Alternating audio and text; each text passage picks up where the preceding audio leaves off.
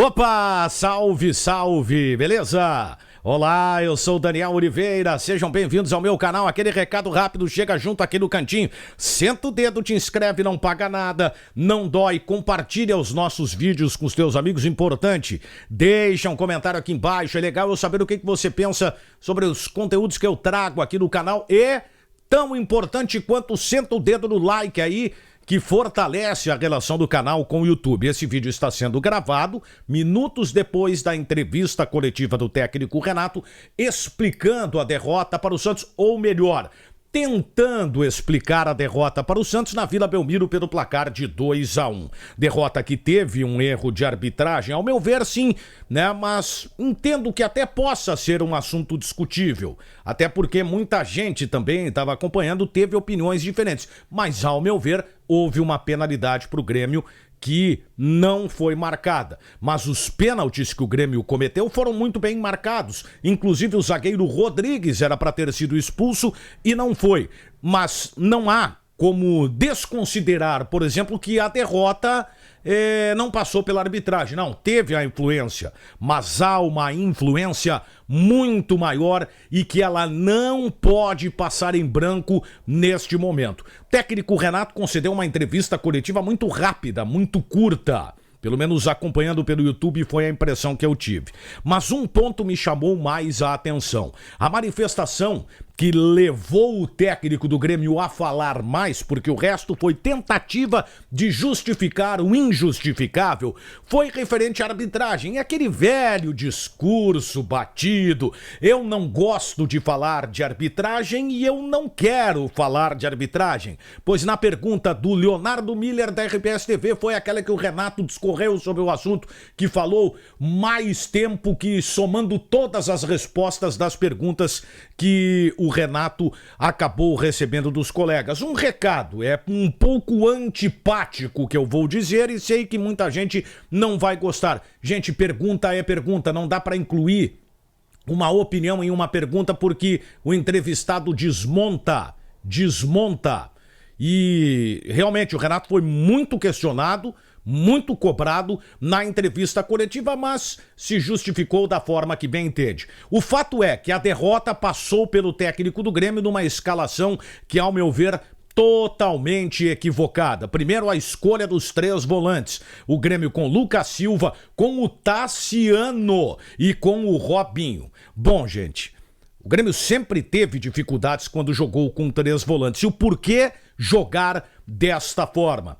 Ah, mas o Renato até explicou algumas questões, eu não pude, de repente, utilizar no time alguns jogadores por causa do CK. Pois é, mas que CK é esse? Por que o CK do Grêmio é diferente dos outros?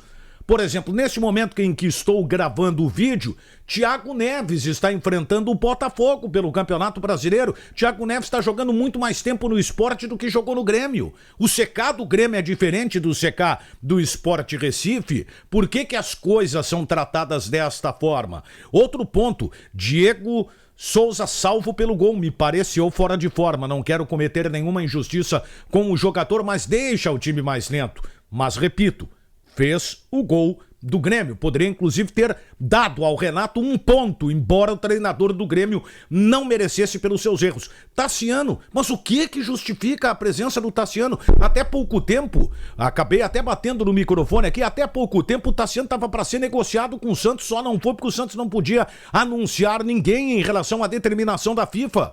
Caso contrário, seria negociado. Então, o jogador que estava liberado para ir para o Santos agora é uma peça importante no processo. Tassiano está presente em quase todos os jogos. E aí eu quero entender o que justifica isso. Aliás, Tassiano, que ao meu ver, tinha que ter sido substituído. Mas quem saiu foi o Lucas Silva, que dos volantes foi quem jogou melhor a partida. Então o Renato realmente foi o grande responsável. Aliás, tô sendo injusto com o Renato. Renato foi um dos responsáveis. A responsabilidade maior é da direção do Grêmio, que permite esse tipo de situação. Será que ninguém viu e ninguém vê que quando entra o Maicon, quando entra o Diogo Barbosa, o Grêmio rende mais? É inadmissível. E se a direção não entende isso, não vê isso, está com dificuldades de compreender o que está acontecendo. Aliás, o Maicon concedeu uma entrevista na saída de campo e a manifestação dele foi forte, que eu vou dizer uma coisa pra vocês, eu tô tentando ao mesmo tempo aqui buscar a declaração dele, que era o tipo de manifestação que eu esperava da direção do Grêmio, por exemplo, né? Temos que dar um jeito nisto.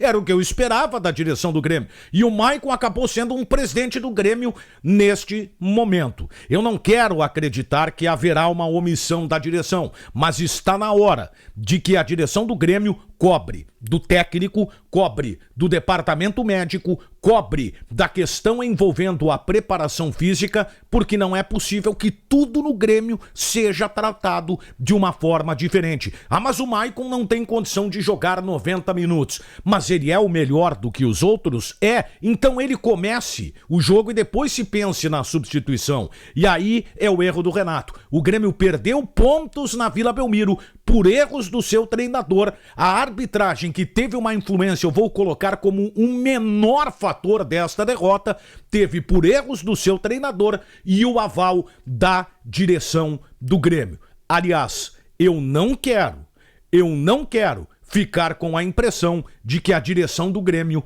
está sendo omissa. Beleza, gente? Deixa teu comentário aqui embaixo, quero saber a tua opinião. Não esquece, hein? Te inscreve no canal, chega junto aqui no canto da tela, marca presença, compartilhe esse vídeo também e acompanhe sempre o conteúdo diário aqui do canal, além, é claro, das segundas às 9 da noite, ao vivo, o programa Raio X com Cristiano Silva, Diogo Rímel e Sérgio Couto e eu, aqui no canal Narrador Daniel Oliveira, com bastidores, histórias do rádio, situações engraçadas, muita informação e também a opinião, beleza? Fui!